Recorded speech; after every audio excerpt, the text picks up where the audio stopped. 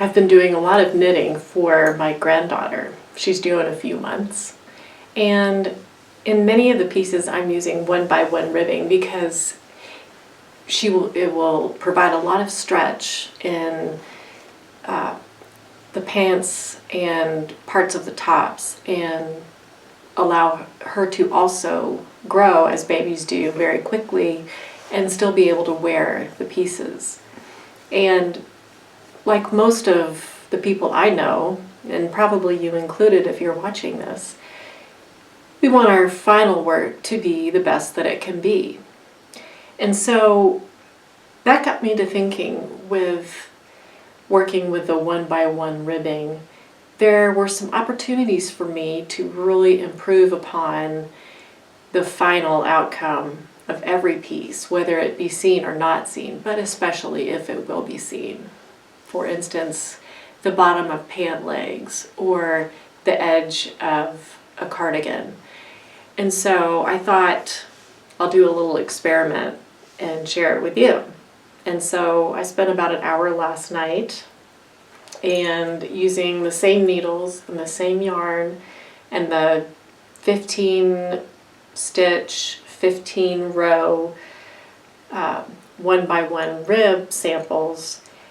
It was astounding to me really how much better certain methods can be when we're working with ribbing.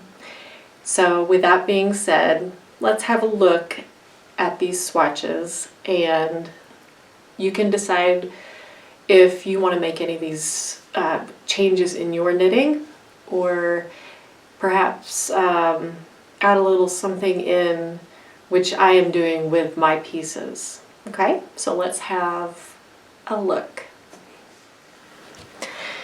So what I have prepared here are 4 swatches of knitting. These were done all within the same hour with the same yarn and the same needles. There are 15 stitches cast on and 15 rows knit. In this example here, I've done the German twisted long tail cast on and a typical bind off. I was curious about the different tensions between casting on and binding off, and as you can see in this example, the cast on edge is quite compact, which makes the bind off edge appear even more flared than is expected.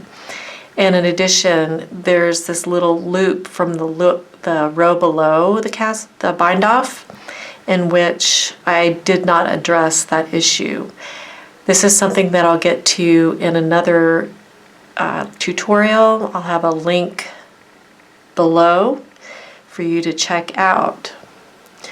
In the second example, I did the typical long tail cast on, and this is a step up from the first example because this cast on edge and this bind off edge resemble each other. It's a little more uniform, and again here I did not address this little loop that is common in a lot of bind off situations.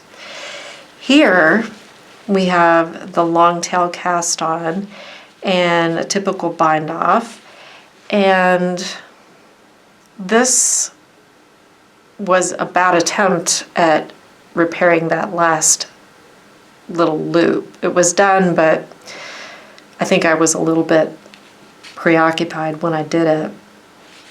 And finally, in this example, yes, even though it looks like it's a different size than all of the other samples, it is 15 stitches cast on and 15 rows knit. However, I have a tubular cast on hack that I'll be showing you.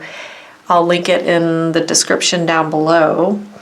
And this was bound off using a tubular bind off or Kitchener stitch.